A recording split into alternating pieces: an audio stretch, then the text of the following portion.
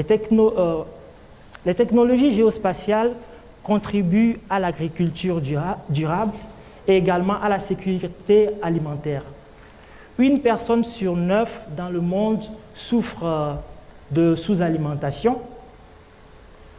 et également cette sous-alimentation cause environ 52 millions de maladies pour des enfants, avec près de 3,1 millions de décès d'enfants par an, et ceci est beaucoup plus fréquent dans les pays sous-développés.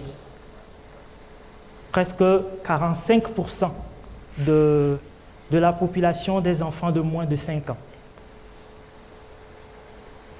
Alors, c'est l'exemple en 2020 au Togo, une collaboration entre le gouvernement togolais et les chercheurs de la NASA Harvest ont permis de créer une cartographie permettant de reconnaître les zones de production agricole les plus fertiles du Togo. Donc ici, avec une résolution de 1,2 mètres pixels, puis une résolution de 10 mètres pixels, il a été possible de calculer les probabilités de rentabilité agricole dans les différentes zones, les différentes régions du Togo. Donc sur l'image à votre droite, si je ne me trompe pas, donc on voit les zones en vert qui ont une probabilité plus forte de rentabilité agricole, et les zones plus claires ont des probabilités faibles, avec des zones de faible probabilité de rentabilité agricole. Les technologies géospatiales contribuent également ou interviennent également lors des crises sanitaires. C'est l'exemple du choléra, c'est aussi l'exemple avec la crise sanitaire de l'Ebola et tout récemment avec la crise sanitaire du Covid-19. Également, lors de cette crise sanitaire du Covid-19 en 2020, la même collaboration entre le gouvernement togolais et les chercheurs de la NASA Harvest ont permis, en utilisant des images satellitaires, de classifier les zones économiquement plus vulnérables du Togo afin de répartir plus équitablement les aides économiques. Ces technologies permettent également de protéger ou bien de préserver l'environnement et les ressources naturelles.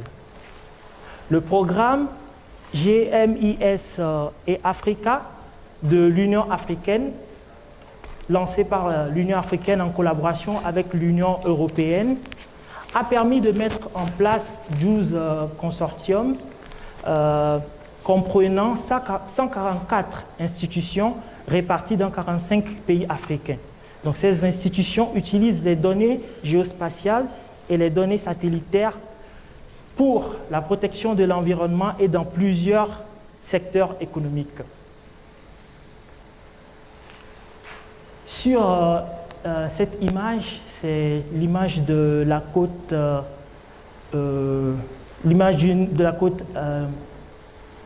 de la Sierra Leone. Nous pouvons clairement voir les zones les plus affectées par le réchauffement climatique. Mais également, avec une résolution plus grande, il est possible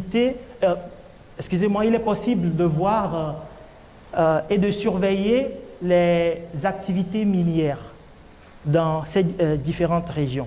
Donc ça, c'est pour la Sierra Leone, mais il est également possible d'amener ça à une échelle de l'Afrique et même encore plus. Les satellites permettent de surveiller la propagation des incendies de forêt et également lors des éruptions volcaniques et alors permettent d'évacuer les populations à temps pour limiter les dégâts. Les technologies géospatiales interviennent également lors des inondations et des tremblements de terre, permettent de reconnaître les zones les plus affectées, ainsi permettent aux institutions humanitaires de déployer les aides à temps pour les populations. Alors, parlant d'éducation, de qualité et d'innovation technologique, le programme des Nations Unies qui s'occupe des applications spatiales met en place des institutions un peu partout dans le monde pour s'assurer de l'utilisation des technologies géospatiales pour promouvoir l'éducation de qualité un peu partout dans le monde. Ainsi, des experts sont déployés un peu partout dans le monde pour offrir des formations aux professionnels et étudiants.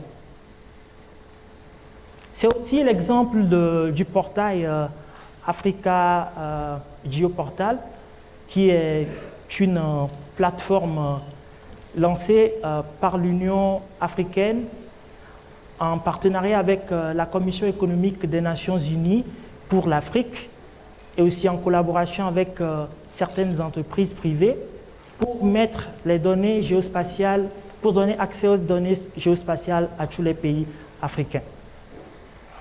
Alors, cette connectivité qu'apportent les technologies géospatiales permettent aux étudiants et aux élèves d'aller approfondir leur formation en ligne à travers des cours en ligne et des formations en ligne, ce qui conduit à la recherche et au développement.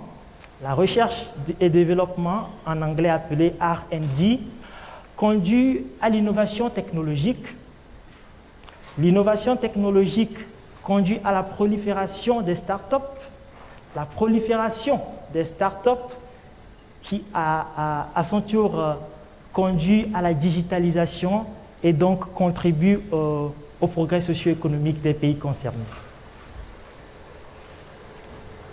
Depuis janvier 2021, une collaboration entre les autorités de l'aviation en Afrique, ASECNA, et Thales Alenia Space de la France a permis d'utiliser